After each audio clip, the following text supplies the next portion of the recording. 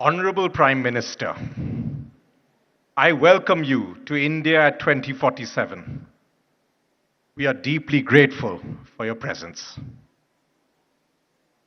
Prime Minister, your goal for 2047 is clear. India must become a developed country within 100 years of independence.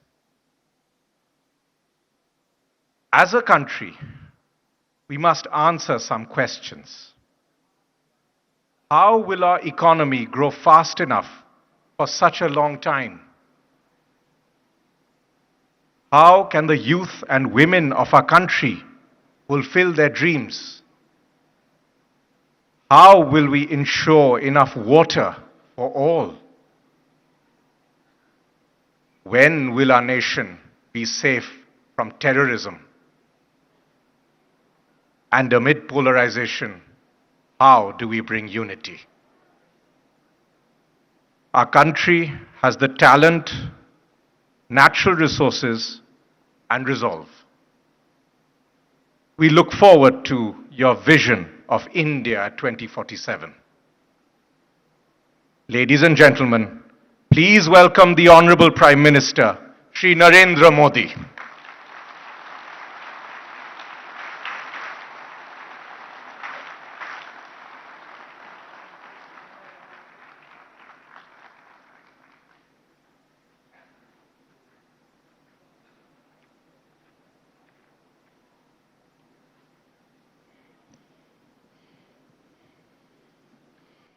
नमस्कार।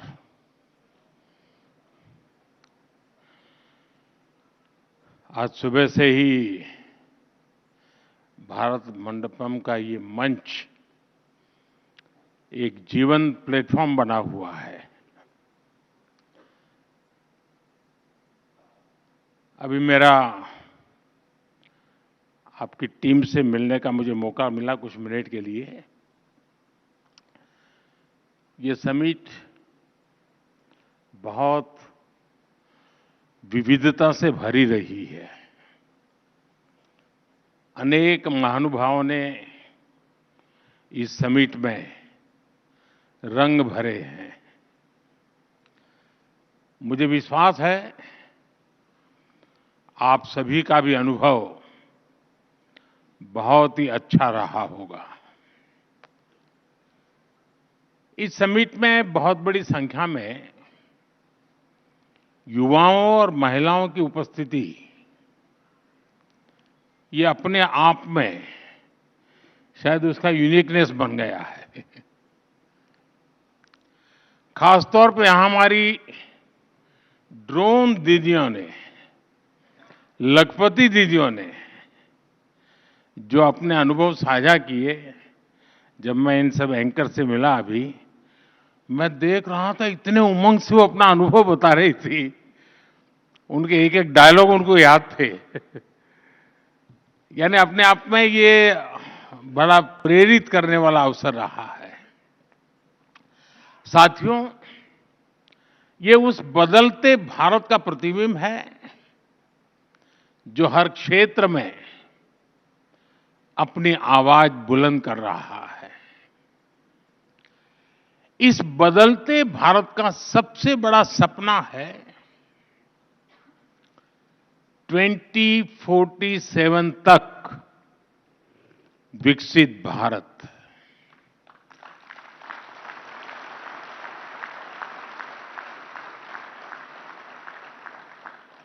देश के पास सामर्थ्य है, देश के पास संसाधन है और देश के पास इच्छा शक्ति भी है। स्वामी विवेकानंद जी कहते थे, उठो जागो और तब तक नहीं रुको जब तक अपना लक्ष्य प्राप्त न कर लो। आज वही भावना मैं हर देशवासी में देख रहा हूं। विकसित भारत के लक्ष्य की प्राप्ति में ऐसे मंथन, ऐसी चर्चाएं और उसमें भी युवाओं की भागीदारी, इसकी बहुत बड़ी भूमिका है। आपने इतनी शानदार समिट का आयोजन किया और इसके लिए मैं मेरे मित्र अतिदेव सरकार जी को, मेरा पुराना साथी रजनीश को और एबीपी नेटवर्क की पूरी टीम को बहुत बधाई देता हूं।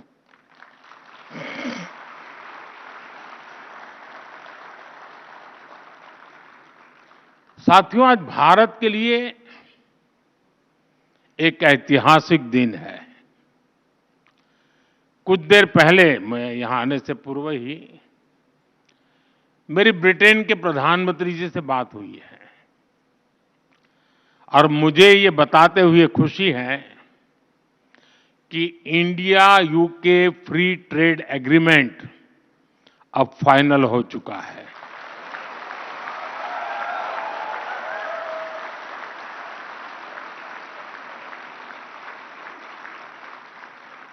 विश्व की दो बड़ी और ओपन मार्केट इकोनॉमी के बीच आपसी व्यापार और आर्थिक सहयोग का यह समझौता दोनों देशों के विकास में नया अध्याय जोड़ेगा। यह हमारे युवाओं के लिए बहुत बड़ी खुशखबरी है। इससे भारत में इकोनॉमिक एक्टिविटी को बूस्ट मिलेगा और इंडियन बिजनेसेस और एमएसएमईज के लिए नई अपॉर्चुनिटीज के रास्ते खुलेंगे। आपको पता है, कुछ ही समय पूर्व हमने यूएई, ऑस्ट्रेलिया, मॉरिशस, इनके साथ भी ट्रेड एग्रीमेंट साइन किए हैं। यानी भारत आज सिर्फ रिफॉर्म से नहीं कर रहा, बल्कि दुनिया के साथ एक्टिवली एंगेज करके अपने आप को एक वाइब्रेंट ट्रेड और कॉमर्स हब बना रहा है। साथियों, बड़े निर्णय लेने के लिए, अपने लक्ष्यों की प्राप्ति के लिए जरूरी है कि देश का हित सर्वोपरि रखा जाए।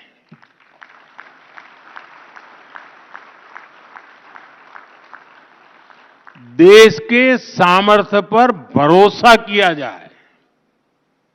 लेकिन दुर्भाग्य से हमारे देश में दशकों तक एक विपरीत धारा बही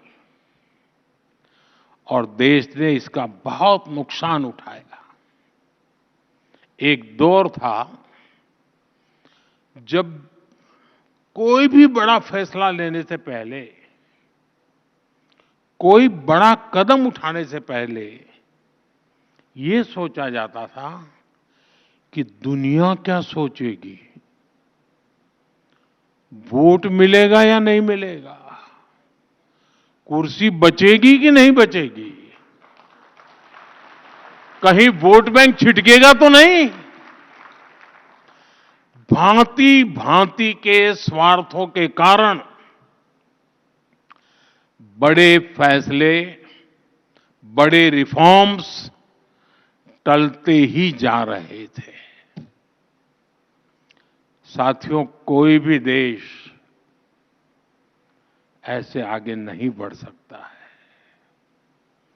देश तो तब आगे बढ़ता है जब फैसलों की एकमात्र कसौटी हो नेशन फर्स्ट, राष्ट्र प्रथम। बीते एक दशक में भारत इसी नीति को लेकर चला है और आज हम इसके परिणाम भी देख रहे हैं। साथियों, पिछले 10-11 साल में हमारी सरकार ने एक के बाद एक ऐसे निर्णय लिए हैं जो दशकों से लटके, अटके और भटके हुए थे।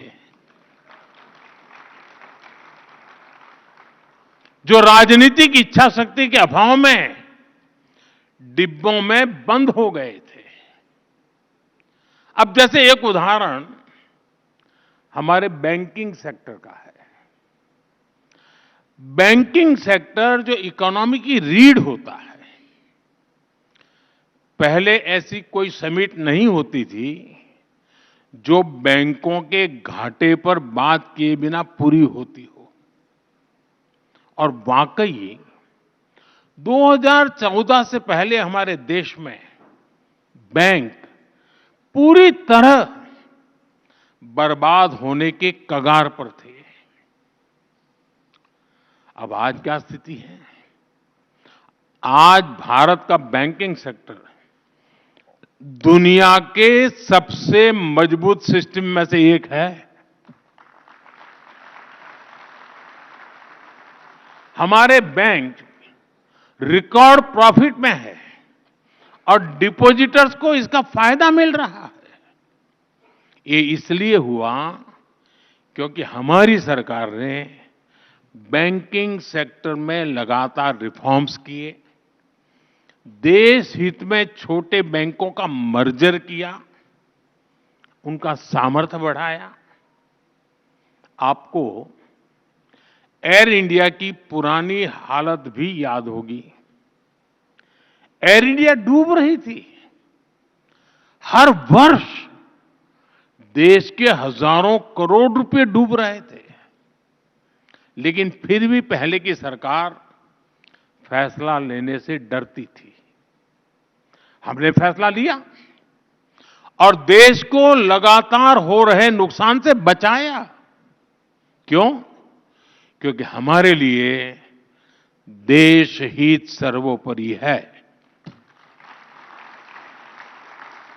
साथियों, हमारे देश के पूर्व प्रधानमंत्री ने माना था कि अगर सरकार 1 रुपया गरीब को भेजती है तो उसमें से 85 पैसा लूट जाता है।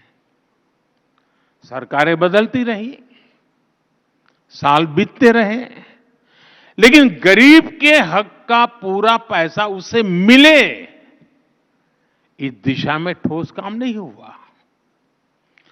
गरीब का पूरा पैसा गरीब को मिले, 1 रुपया दिल्ली से निकले तो 100 के 100 पैसे उसके पास पहुंचने चाहिए। इसके लिए हमने डायरेक्ट बेनिफिट ट्रांसफर की व्यवस्था की। और इससे सरकारी स्कीम्स में लीकेज रुकी, लाभार्थियों तक सीधे बेनिफिट पहुंचा। सरकार की फाइलों में 10 करोड़ ऐसे फर्जी लाभार्थी थे, ये जरा समझना।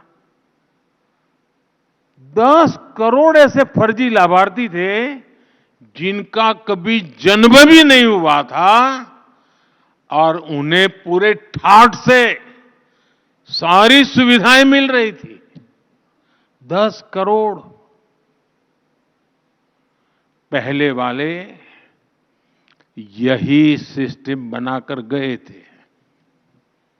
हमारी सरकार ने इन 10 करोड़ फर्जी नामों को सिस्टम से हटाया और डीबीटी के माध्यम से सीधा पूरा का पूरा पैसा गरीबों के बैंक खातों में भेजा। इससे 3.5 लाख करोड़ रुपए से ज्यादा 3.5 लाख करोड़ रुपए से ज्यादा गलत हाथों में जाने से बचा है।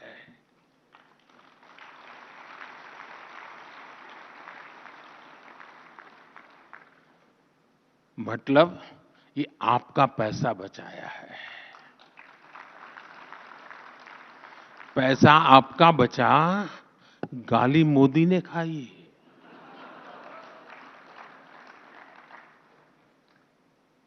साथियों, आप 1 रैंक 1 पेंशन का मामला ही देखिए। ये अनेक दशकों से लटका हुआ था। पहले ये तर्क देकर इसको ठुकराया जाता था कि इससे सरकारी खजाने पर बोझ पड़ेगा। हमारी सरकार ने देश की रक्षा के लिए जीवन खपाने वालों के हित को सर्वोपरि रखा।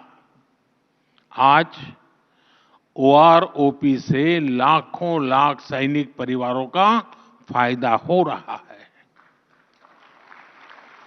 अब तक हमारी सरकार ओआरओपी के 1.25 करोड़ रुपए से ज्यादा पूर्व फौजियों को दे चुकी है। साथियों, देश में गरीब परिवारों को भी आरक्षण मिले, इसको लेकर भी दशकों तक सिर्फ बातें हुई। इसको लागू करने का निर्णय हमारी सरकार ने किया। लोकसभा और विधानसभा में महिलाओं को 33% आरक्षण के मामले में क्या क्या होता रहा, ये भी देश ने पूरी तरह देखा है। इसके पीछे भी कुछ लोगों का स्वार्थ था, लेकिन राष्ट्रहित में ये जरूरी था। इसलिए हमारी सरकार ने लोकसभा विधानसभा में विमेन रिजर्वेशन का कानून बनाकर नारी शक्ति को सशक्त किया। साथियों, अतीत में कितने ही ऐसे विषय रहे जिन पर चर्चा करने के लिए ही कोई तैयार नहीं था। डर था कि कहीं वोट बैंक नाराज हो जाए तो। अब जैसे ट्रिपल तलाक का मामला, इसे अनगिनत मुस्लिम बहनों का जीवन बर्बाद हुआ, लेकिन सत्ता में बैठे लोगों को इससे कोई फर्क नहीं पड़ता था। महिलाओं के हित में, मुस्लिम परिवारों के हित में हमारी सरकार ने ट्रिपल तलाक के विरुद्ध कानून बनाया। वक्त कानून में जरूरी सुधार की जरूरत भी अनेक दशकों से महसूस की जा रही थी, लेकिन वोट बैंक को खुश करने के लिए इस नेक काम को भी बदनाम करके रख गया था। अब जाकर वक्फ कानून में वो संशोधन किए गए हैं जो सही मायने में मुस्लिम माताओं बहनों, गरीब मुसलमान, पसमानदा मुसलमानों के काम आएगा। साथियों, एक और बहुत बड़ा काम हुआ है जिसकी चर्चा उतनी नहीं होती। ये काम नदियों से जोड़ने से जुड़ा है।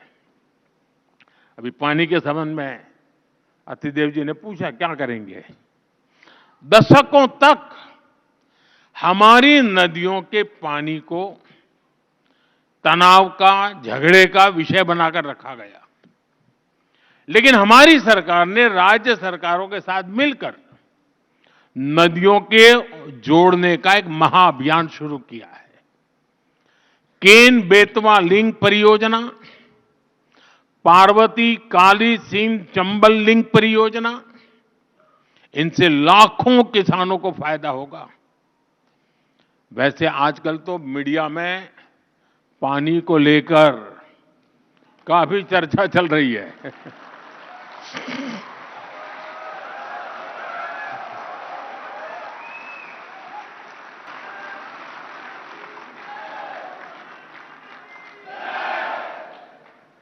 आप बहुत जल्दी समझ जाते हैं।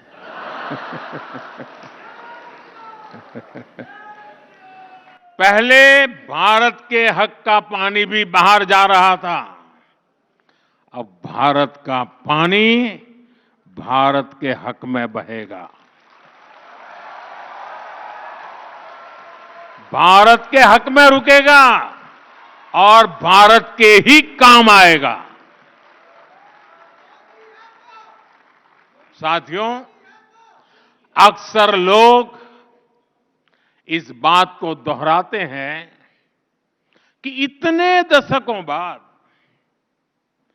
संसद की नई इमारत का निर्माण हुआ, लेकिन एक बात पर चर्चा नहीं होती कि दशकों के इंतजार के बाद हमारी सरकार ने ही यहां दिल्ली में डॉक्टर बाबा साहब आम्बेडकर नेशनल मेमोरियल भी बनाया। अटल जी की जब सरकार थी उस समय इसकी बात शुरू हुई थी, लेकिन इसके निर्माण का काम भी 1 दशक तक लटका रहा। हमारी सरकार ने इसको तो पूरा किया ही, देश और दुनिया में बाबा साहब से जुड़े प्रमुख स्थलों को पंच तीर्थ के रूप में विकसित किया है। साथियों, 2014 में हमारी सरकार ऐसी परिस्थिति में बनी थी जब सरकारों पर देशवासियों का विश्वास लगभग टूट चुका था। कुछ लोग तो ये सवाल उठाने लगे थे कि क्या हमारे देश में लोकतंत्र और विकास साथ साथ चल सकते हैं। लेकिन आज जब कोई भारत को देखता है तो गर्व से कह सकता है, डेमोक्रेसी कैन डिलीवर। यानी डेमोक्रेसी रिजल्ट दे सकती है। पिछले 1 दशक में 25 करोड़ लोग गरीबी से बाहर आए हैं। इससे पूरी दुनिया को यह संदेश मिला है, डेमोक्रेसी कैन डिलीवर। जिन करोड़ों छोटे उद्यमियों को मुद्रा योजना से लोन मिला, उन्हें आज महसूस होता है कि डेमोक्रेसी कैन डिलीवर। हमारे देश में दर्जनों जिलों को पिछड़े होने का ठप्पा लगाकर अपने हाल पर छोड़ दिया गया था। आज जब वही जिले एस्पिरेशनल डिस्ट्रिक्ट बनकर विकास के पैरामीटर्स में अच्छा प्रदर्शन कर रहे हैं, तो स्पष्ट होता है, डेमोक्रेसी कैन डिलीवर। यहां बहुत कम लोगों को पता होगा, हमारे देश में ट्राइबल्स में भी ऐसी अति पिछड़ी ट्राइबल जातियां थी जिन तक विकास का लाभ नहीं पहुंच पाया था। आज जब पीएम जनमन योजना से इन जातियों तक सरकारी सुविधा पहुंची है, तो उन्हें भी भरोसा हुआ है कि डेमोक्रेसी कैन डिलीवर। देश का विकास, देश के संसाधन आखिरी व्यक्ति तक बिना किसी भेदभाव पहुंचे, लोकतंत्र का असली अर्थ, असली उद्देश्य यही है और हमारी सरकार यही कर रही है। साथियों, आज एक ऐसे भारत का निर्माण हो रहा है जिसके विकास की गति तेज हो, और वो भारत सोच से, संकल्प से और संवेदना से भी समृद्ध हो। हमने ह्यूमन सेंट्रिक ग्लोबलाइजेशन का वो रास्ता चुना है जहां ग्रोथ सिर्फ बाजार से तय नहीं होगी, लोगों को गरिमा का जीवन मिले, उनके सपने पूरे हो। हमारे लिए ये विकास का बड़ा पैमाना है। हम जीडीपी सेंट्रिक अप्रोच के बजाय जीईपी सेंट्रिक प्रोग्रेस की तरफ बढ़ रहे हैं। और जब मैं जीईपी कहता हूं तो इसका अर्थ है gross empowerment of people, GEP. मतलब सबका सशक्तिकरण। जब गरीब को पक्का घर मिलता है तो वो सशक्त होता है, उसका स्वाभिमान बढ़ता है।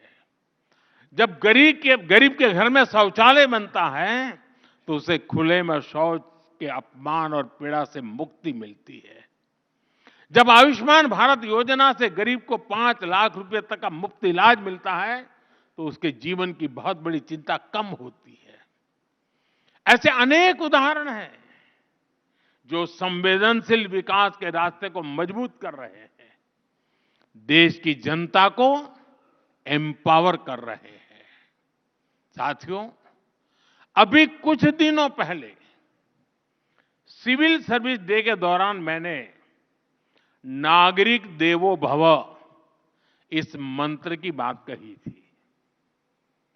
यह हमारी सरकार का मूल विचार है। हम जनता में जनार्दन देखने वाले लोग हैं।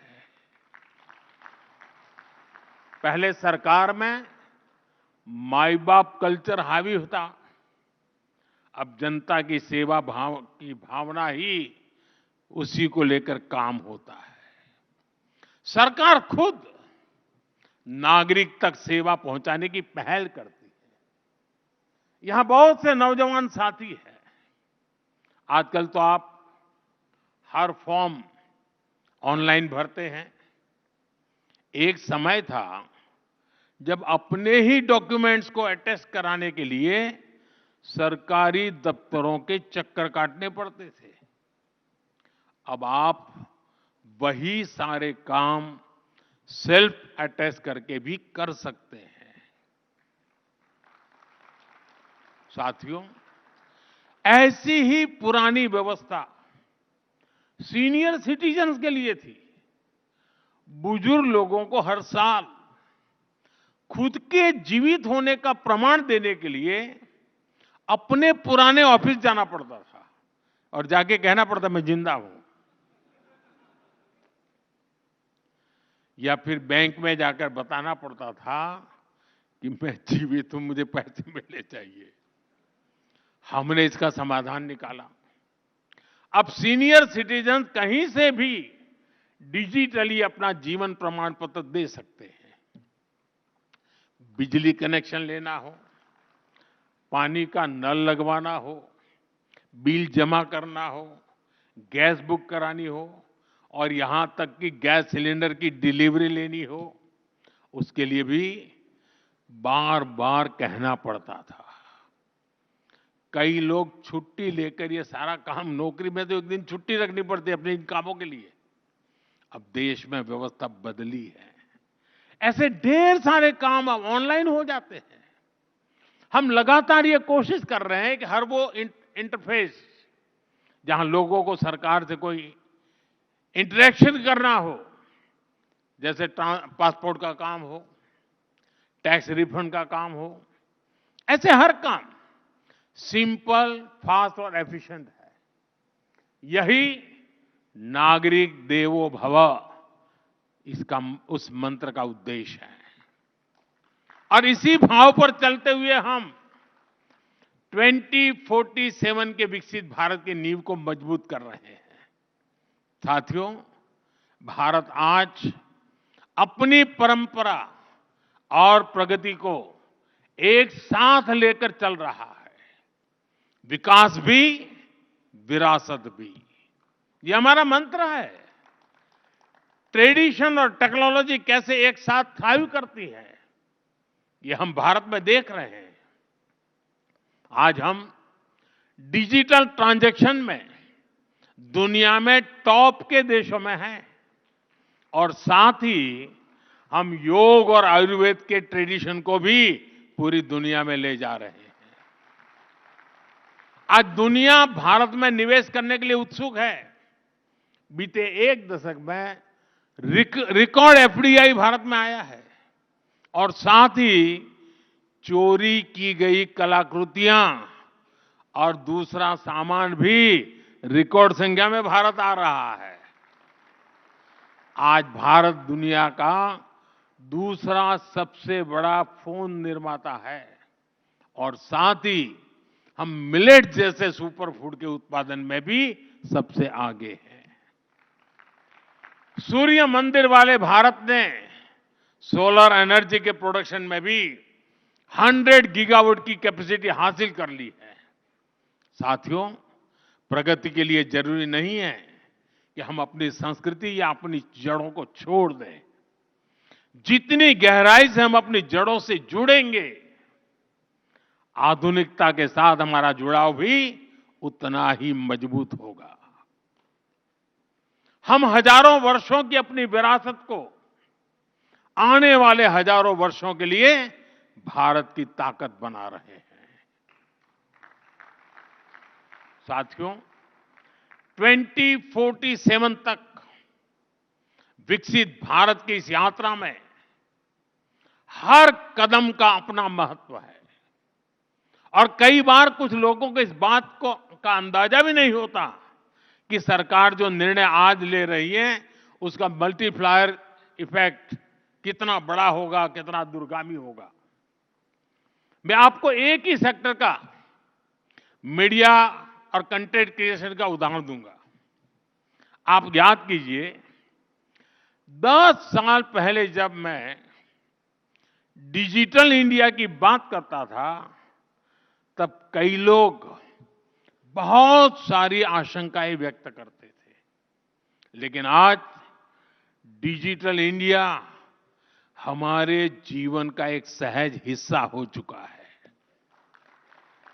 सस्ते डेटा और सस्ते मेड इन इंडिया स्मार्टफोन्स ने एक नई क्रांति को जन्म दिया है। डिजिटल इंडिया से कैसे ईज ऑफ लिविंग बढ़ी है, ये हम सब देख रहे हैं। लेकिन डिजिटल इंडिया ने कैसे कंटेंट और क्रिएटिविटी का एक नया संसार बना दिया है, इसकी चर्चा कम होती है। आज गांव में अच्छा खाना बनाने वाली एक महिला मिलियन सब्सक्राइबर क्लब में है। किसी आदिवासी क्षेत्र का युवा अपनी लोक कला से दुनिया भर के दर्शकों को जोड़ रहा है। कोई स्कूल में पढ़ने वाला नौजवान है जो टेक्नोलॉजी को शानदार तरीके से बता रहा है, समझा रहा है। अभी मुंबई में पहली वेव समिट हुई है। इसमें दुनिया भर के मीडिया, एंटरटेनमेंट और क्रिएटिव इंडस्ट्री से जुड़े हुए लोग शामिल हुए। मुझे भी इसका हिस्सा बनने का मौका मिला था। मुझे कोई बता रहा था कि अकेले YouTube ने ही बीते 3 साल में भारत के कंटेंट क्रिएटर्स को 21,000 करोड़ रुपए का पेमेंट किया है। 21,000 करोड़ रुपीस। यानी आज हमारा फोन सिर्फ कम्युनिकेशन का ही नहीं, क्रिएटिविटी का, कमाई का भी बहुत बड़ा टूल बन गया है। साथियों, 2047 के विकसित भारत के लक्ष्य के साथ एक और अभियान की पार्टनरशिप है और वो अभियान है आत्मनिर्भर भारत। आत्मनिर्भरता हमारे इकोनॉमिक डीएनए का हिस्सा रही है। फिर भी हमें ये बताया जाता था कि भारत कोई मेकर नहीं, सिर्फ एक मार्केट है। लेकिन अब भारत पर लगाया गया ये टैग हट रहा है।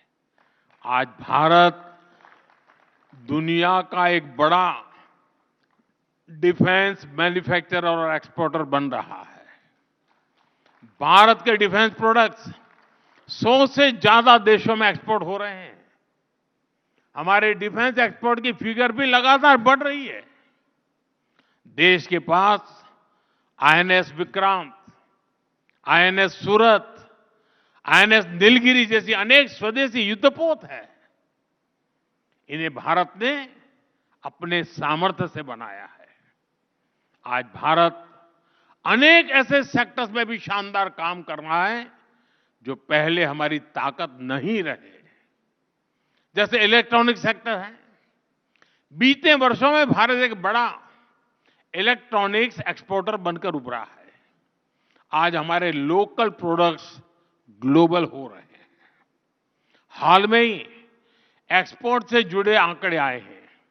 भारत का एक्सपोर्ट बीते वर्ष करीब 825 बिलियन डॉलर के रिकॉर्ड स्तर पर पहुंच गया है। 825 बिलियन डॉलर, यानी सिर्फ एक दशक में भारत ने अपना एक्सपोर्ट करीब करीब दोगुना किया है। इसे और गति देने के लिए, नई ऊंचाई पर पहुंचाने के लिए इस साल के बजट में हमने मिशन मैन्युफैक्चरिंग का भी ऐलान किया है। मैन्युफैक्चरिंग की ये ताकत भारत के लोगों की पहचान, क्रिएटर्स, इनोवेटर्स और डिसरप्टर्स के रूप में आज दुनिया में उसकी एक पसंद बना रही है। साथियों, ये दशक आने वाली सदियों के लिए भारत की दिशा तय करने वाला है। ये देश का नया भाग्य लिखने का कालखंड है। ये स्पिरिट मैं देश के हर नागरिक में देख रहा हूं, देश के हर संस्थान, हर सेक्टर में देख रहा हूं। इस समिट के दौरान भी यहां जो चर्चा हुई है, उसमें भी हमने यही महसूस किया है। मैं एक बार फिर एबीपी नेटवर्क को इस समिट के लिए बहुत बहुत बधाई देता हूं और मुझे भी, क्योंकि अब देर रात होने वाली है, फिर भी आप इतनी बड़ी तादाद में यहां मौजूद हैं, ये भी अपने आप में उज्जवल भविष्य की निशानी है।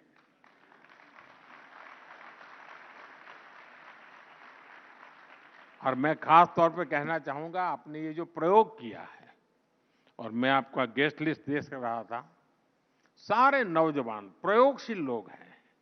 इनके पास नए विचार है, नया साहस है। देश ने जिसने भी सुना होगा, उनको उनका आत्मविश्वास पैदा हुआ होगा, अच्छा हमारे देश में ये ताकत पड़ी है। तो आपने एक बहुत बड़ा काम किया है, अच्छा काम किया है, और इसके लिए आप अभिनंदन के अधिकारी हैं। बहुत बहुत धन्यवाद। नमस्कार।